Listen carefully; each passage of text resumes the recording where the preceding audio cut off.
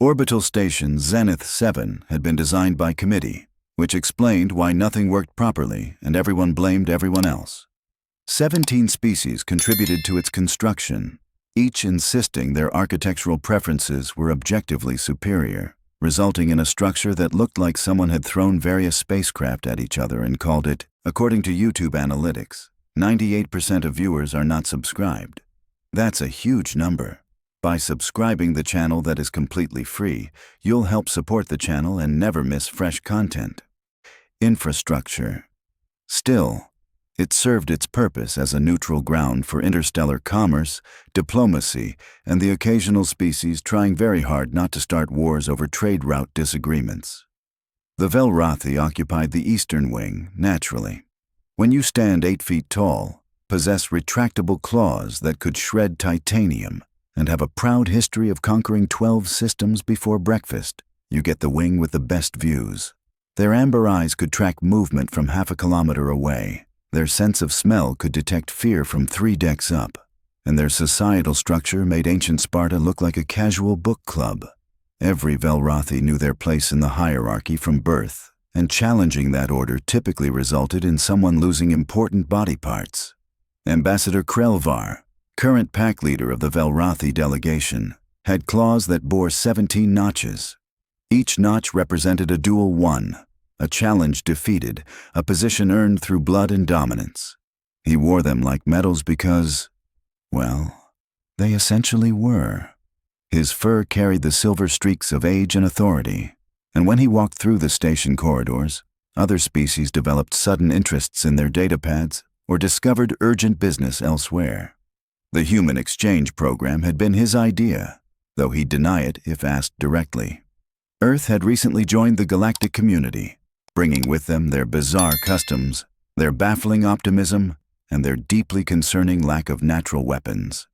They had no claws, no fangs worth mentioning, no armored hide, no venom, no ability to breathe fire or shoot acidic projectiles. They were, by all reasonable measurements, walking snack packs that had somehow conquered their own planet through what appeared to be spite and excessive stubbornness. The galactic community, in its infinite bureaucratic wisdom, had instituted exchange programs to help humans integrate.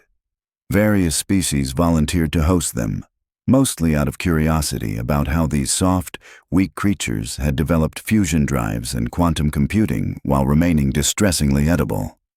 The Velroy had accepted 3 humans onto their station wing, partly for diplomatic appearances and partly because Krelvar harbored a scientific fascination with prey species that refused to act like prey.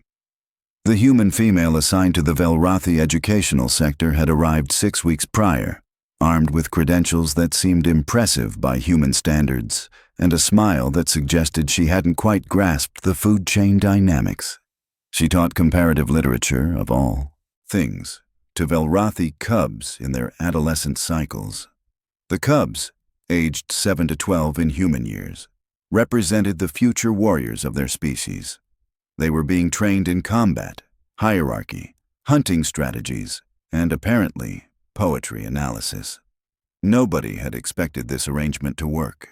Most species took one look at Velroy cubs, observed their needle-sharp baby fangs and their instinct to pounce on anything that moved, and requested alternative postings.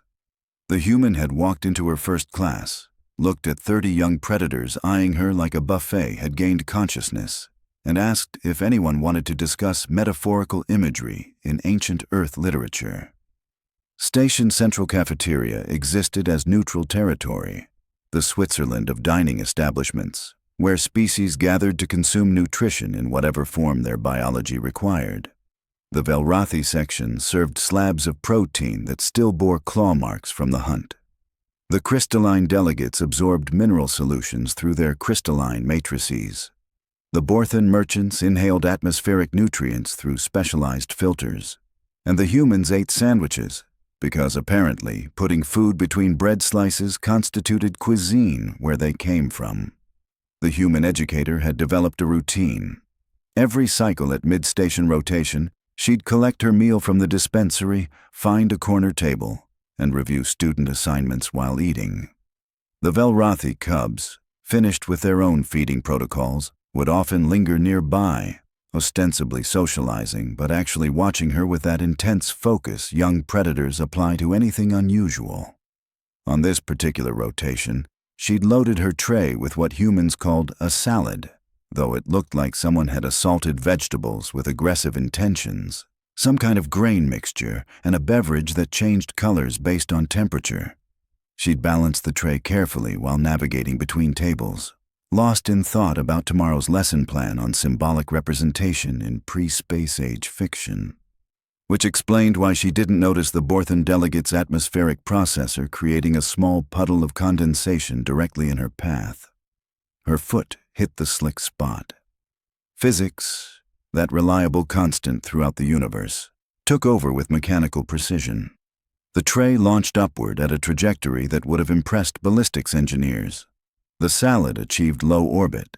The grain mixture dispersed like organic shrapnel. The color-changing beverage traced an arc through the air, cycling through 6 different hues before gravity reasserted its authority. She went down hard, landing on her side with an impact that echoed through the suddenly silent cafeteria. The tray clattered against the floor with the kind of metallic ringing that made every species present freeze in their various dining activities. Her meal decorated the floor in a radius that suggested explosive decompression had occurred, except it was just lunch being enthusiastically reintroduced to gravity. For exactly 3 seconds, nothing happened. 300 species watched, waited, calculated appropriate responses. The Velroy cubs, 7 of them clustered near a corner table, had gone absolutely still in that way young predators do when their instincts clash with their training. Then something extraordinary occurred, something that would later be analyzed by xenopsychologists for cycles to come, something that would fundamentally alter how the Velroy viewed not just humans, but their own deeply held beliefs about strength, hierarchy, and the natural order of things. The cubs moved, not as a coordinated pack executing a practiced maneuver, not as disciplined warriors following commands. They moved as something else entirely, something their species hadn't exhibited in documented history. They scattered across the impact zone, dropping to their knees beside the fallen human and her dispersed meal. Small claws, still sharp enough to rend flesh, carefully gathered scattered vegetables. Young fangs, designed for tearing protein, gently gripped containers. 7 cubs, each capable of taking down prey twice their size, worked with frantic delicacy to recover every component of the human's lunch. 1 cub retrieved the beverage container, now cycling through its 7th color. Another collected the scattered grains with cupped paws, treating each kernel like precious cargo. A 3rd carefully picked lettuce leaves from the floor, inspecting them for contamination. They moved around the human, who'd pushed herself into a sitting position, stunned into silence by her unexpected fall, and more stunned by what was happening around her.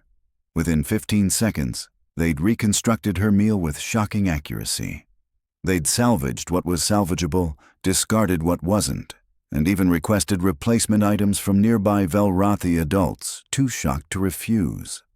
They placed the reassembled lunch, now on a fresh tray, directly into her hands with the kind of care usually reserved for handling live explosives. Then they stepped back, watching her with those amber predator eyes, waiting for some signal that they'd performed adequately, that they'd fixed the problem, that the pack member was satisfied. Ambassador Krelvar watched from his table across the cafeteria, his 17-notched claws frozen halfway to his mouth, his mind attempting to process what his eyes had just witnessed. Around him, his senior warriors wore similar expressions of profound confusion. Velroy cubs didn't help prey. Velroy cubs didn't show concern for anything outside their pack hierarchy. Velroy cubs certainly didn't treat a human, a species they could theoretically hunt, as something requiring protection and care. Yet 7 cubs stood in the cafeteria, covered in salad dressing and grain dust, watching the human with unmistakable worry etched across their young faces, waiting to see if she was all right. The human looked at her recovered lunch, looked at the cubs, and smiled. That damned human smile, showing flat teeth that couldn't tear anything, expressing an emotion the Velroy had no direct translation for. She said something in that soft voice. Probably gratitude, probably kindness, probably something that would require the xenopsychology department to add 17 new footnotes to their reports. The cubs' tails wagged. Actual wagging, like they'd received praise from a pack leader, like they'd accomplished something worthy of pride. Krelvar set down his meal, his appetite suddenly replaced by a growing sense that something fundamental had just fractured in his understanding of his own species. Somewhere in the past 6 weeks, while everyone was focused on diplomatic protocols and cultural exchanges, those cubs had stopped seeing the human as prey. They'd started seeing her as pack. And nobody, absolutely nobody, had a single idea how that had happened. The emergency council convened within the hour, which by Velroy standards indicated a crisis somewhere between imminent invasion and discovering your entire worldview was fundamentally wrong.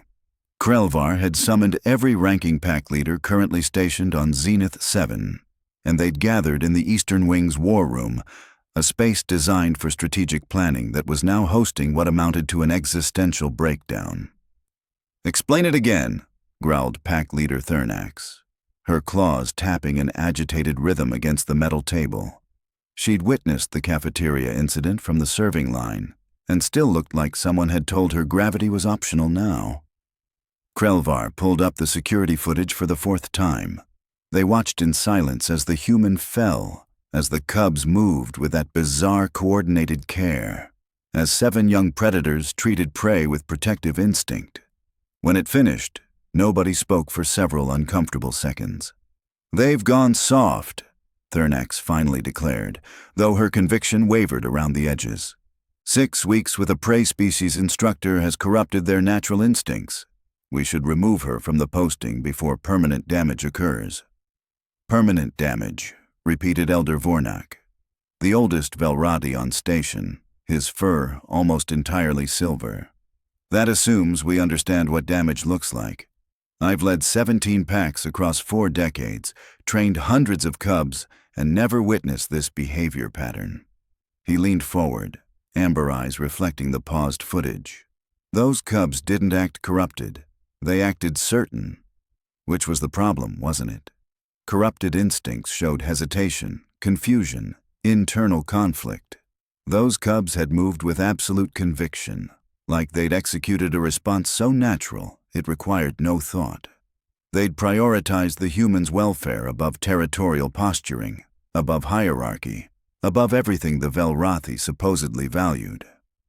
Krelvar had spent the past hour reviewing surveillance from the previous 6 weeks, and what he'd found sat in his stomach like undigested stone.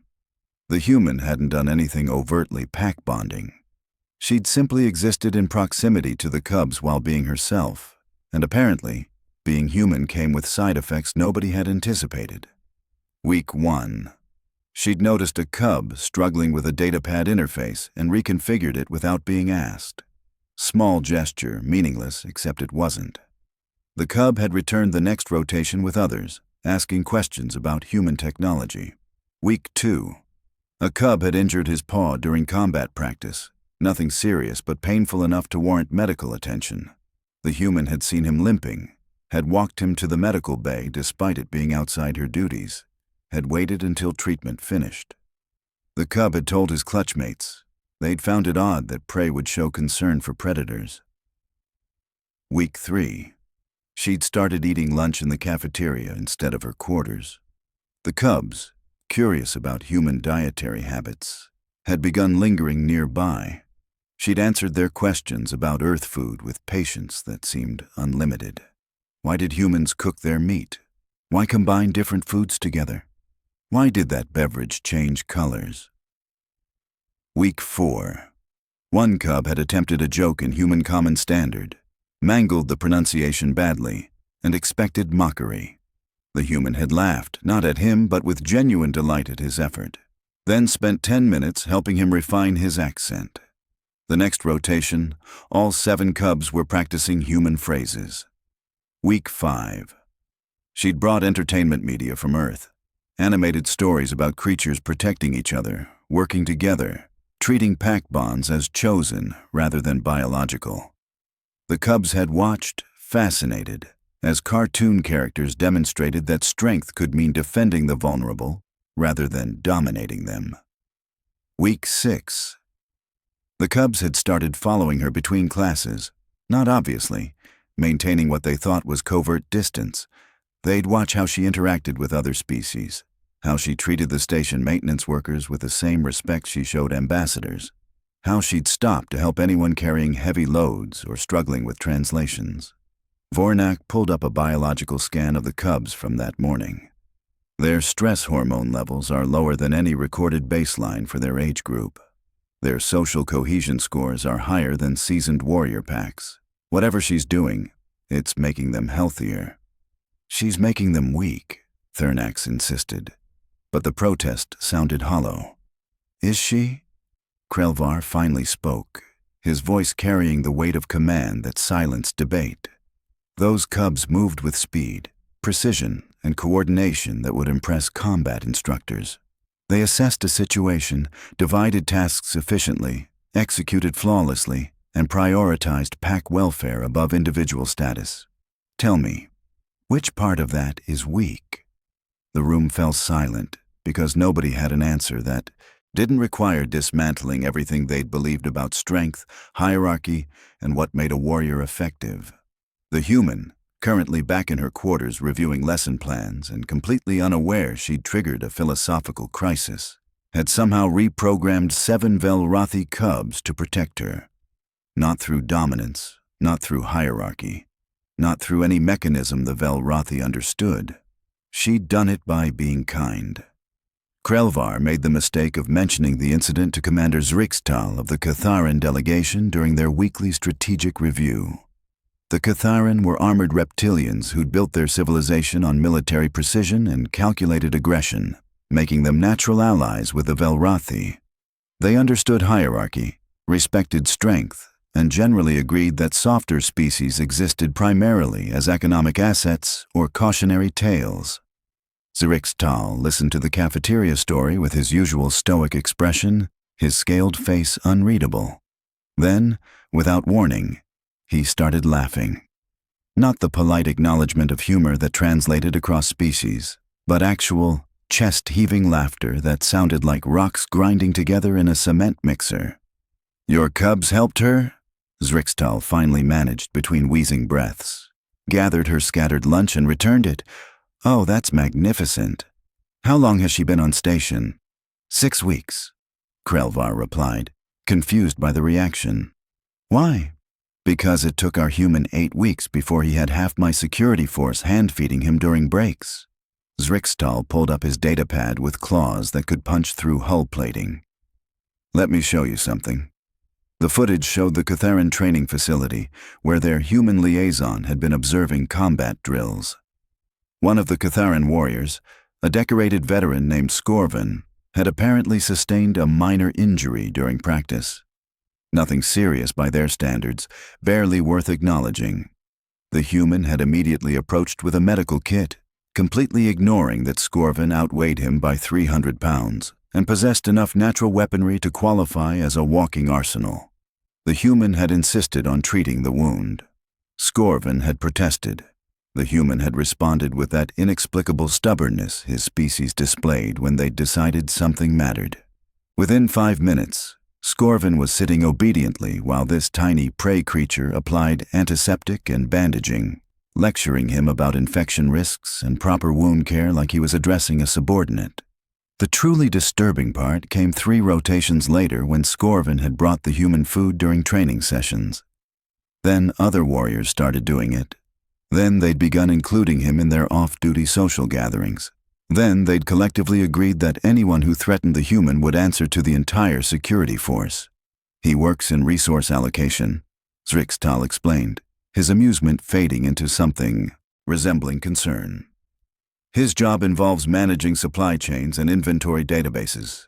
Somehow, within 2 months, my most hardened warriors have adopted him. They check on him between shifts. They ensure he eats properly.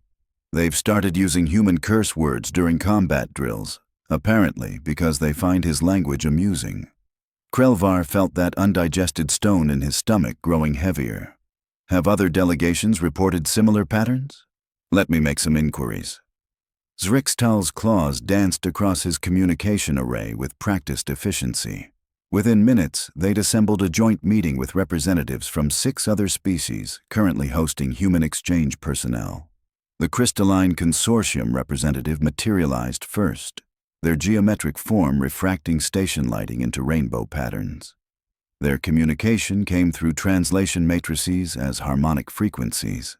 Our human specialist arrived 12 weeks ago to study our energy absorption processes. We are silicon-based, she is carbon-based. We assumed minimal social interaction would occur. What happened? Krelvar asked, though he was developing unfortunate suspicions about the answer. She learned our naming harmonics. All 7,000 variations. She practiced until she could address each of us individually without error. We have existed as a collective consciousness for 3 millennia, and this soft-bodied creature decided we deserved individual recognition. The crystalline's frequencies shifted toward what their species expressed as bewilderment. Now our younger formations follow her through the station. They've started asking philosophical questions about individuality versus collective unity. She's accidentally triggered our first generational philosophical crisis in 900 cycles. The Borthan merchant representative appeared next, his atmospheric filters humming softly. Our human has been documenting trade route histories for the archives. Boring work, we assumed, but she noticed our junior traders were struggling with stress management from the competitive promotion system. She introduced them to something called meditation and breathing exercises. And prompted Zrixtal. And now our entire trade division starts each rotation with guided relaxation sessions led by a species that breathes oxygen. Our profit margins have increased 17% because our traders are making better decisions under pressure. The trading guild wants to hire her permanently. Some merchants have started calling her the Prophet, which she finds hilarious for reasons we don't entirely understand. One by one, the reports came in, each more absurd than the last. The Thexian hive mind had a human studying their communication networks who'd somehow convinced 300 drones that individualized artwork was a valid form of self-expression, creating the hive's first internal art movement.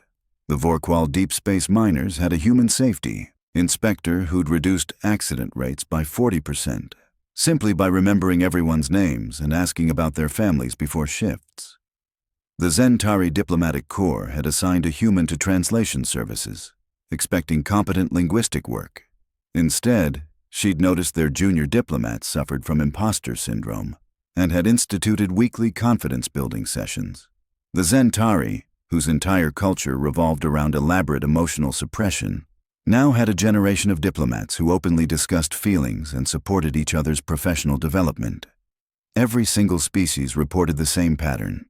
Humans arrived, performed their assigned duties adequately, and somehow accidentally reprogrammed everyone around them to care more, cooperate better, and treat each other with increased consideration. They didn't do it through dominance or manipulation.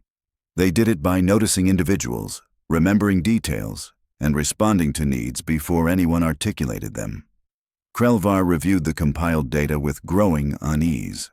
Humans had been on the galactic stage for barely 2 cycles, yet they were already infiltrating stations and installations across 17 sectors. Each human generated similar effects, creating social cohesion and protective instincts in species that had no biological reason to care about them. It's not intentional, Vornak observed, having joined the meeting remotely. They're not executing some elaborate infiltration strategy. This is simply how they exist. They treat pack bonding as a default setting rather than an earned privilege, which makes them either the most dangerous species we've encountered or the most valuable, Zrixtal added quietly. Possibly both. The meeting dissolved into debate about classification protocols, risk assessments, and whether humans qualified as a diplomatic asset or a mimetic hazard. Krelvar listened with half his attention while the other half focused on a new concern that none of his colleagues had articulated yet. If humans could accidentally reprogram predator species into protecting them within weeks, what would happen after months, years? What would the galaxy look like when humans had been integrating for a generation? More importantly, why did that possibility feel less like a threat and more like something the galaxy desperately needed?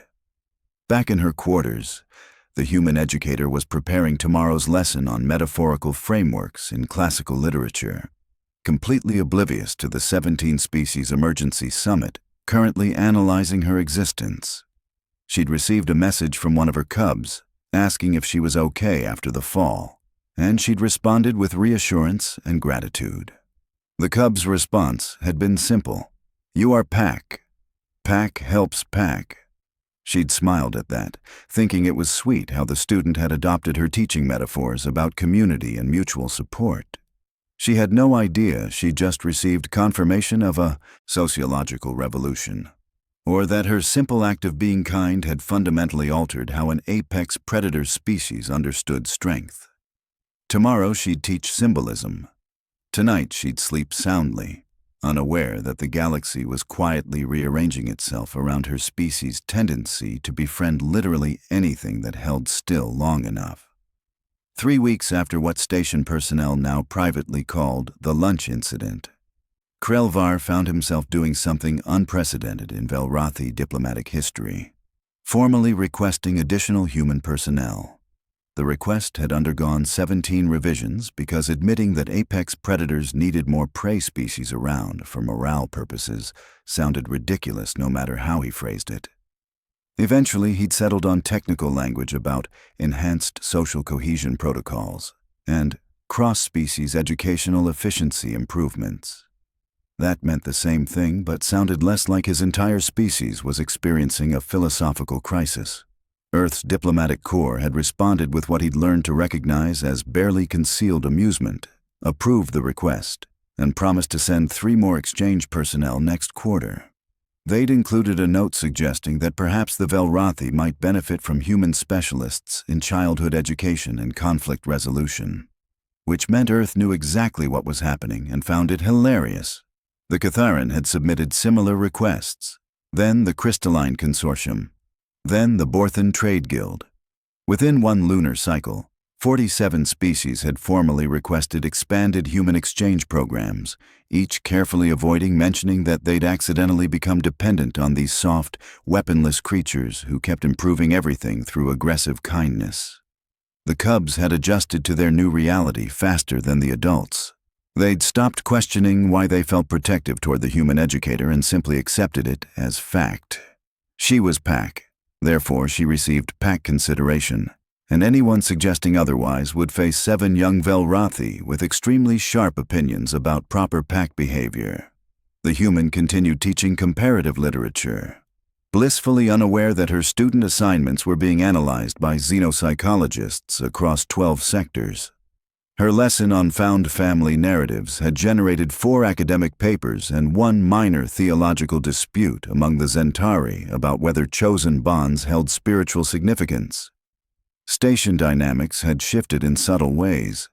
Species that previously maintained careful territorial boundaries now collaborated more frequently. The cafeteria had reorganized seating arrangements to accommodate mixed species groups. Someone had installed a human-style coffee dispensary near the central hub, and 17 different species had developed caffeine dependencies while bonding over a beverage that tasted like burnt dirt and regret. Krelvar watched from his office viewport as the human crossed the station promenade, 7 cubs maintaining loose formation around her like a protective detail that didn't realize it was a protective detail. She was explaining something about metaphorical imagery, gesturing enthusiastically, completely oblivious to the fact that she'd accidentally domesticated the most feared predator species in this sector. Humans had been integrating into galactic society for less than 3 cycles.